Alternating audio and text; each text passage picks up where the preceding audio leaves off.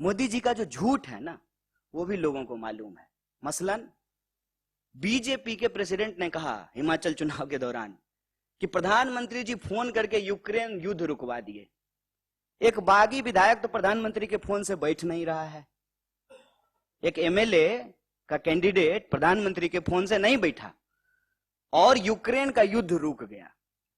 तो झूठ का ना कोई सिर पैर नहीं होता है साहब। प्रधानमंत्री जी हमेशा झूठ का इस्तेमाल करते हैं देश के बेसिक इश्यूज को डाइवर्ट करने के लिए। विपक्षी उनको गाली दे रहा है, क्या फर्क पड़ता है?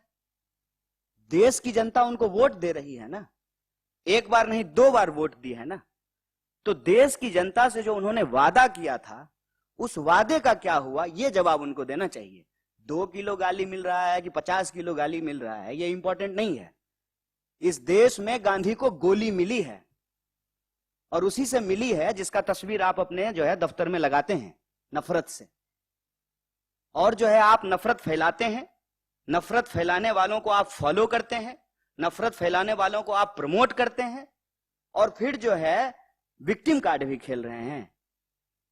गोली मिली है इस देश में गांधी को, और जो गोली मारने की बात करने वाले लोग हैं, जिनके पिताजी नेता थे, उनको मंच पे बिठा करके बगल में परिवारवाद पे भाषण देते हैं।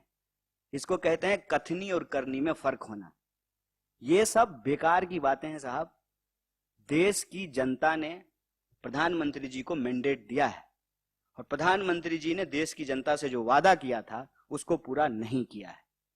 ये देश का सवाल है और हम जब देश घूम रहे हैं तो यही सवाल हमारे सामने आ रहा है कि देश महंगाई से परेशान है, देश बेरोजगारी से परेशान है, किसानों को उनके फसल का दाम नहीं मिल रहा है, महिलाएं असुरक्षित महसूस कर रही हैं, पहचान के आधार पर इंसान को लड़ाया जा रहा है, नफरत फैलाया जा रहा है।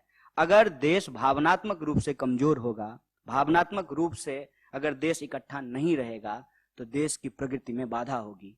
अगर हम चाहते हैं कि देश की प्रगति हो तो हमको महंगाई, बेरोजगारी जैसे सवालों को हल करना पड़ेगा और हम सब भारतीय हैं, इस भावना को मजबूत करके हम प्रगति की राह पे आगे बढ़ सकते हैं।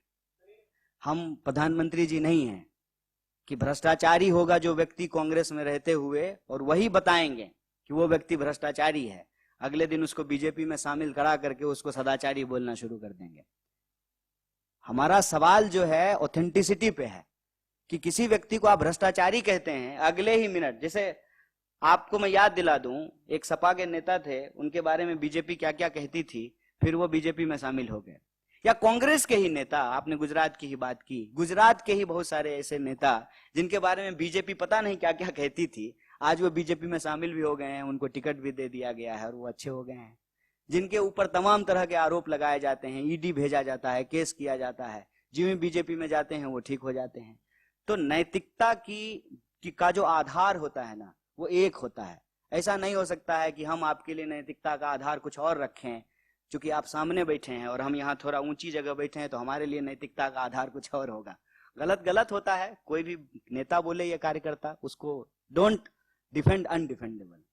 कि आप टैक्स ले रहे हैं देश के लोगों का और बेल आउट कर रहे हैं अपने दोस्तों का, नारा लगा रहे हैं देश का, खजाना भर रहे हैं दोस्त का।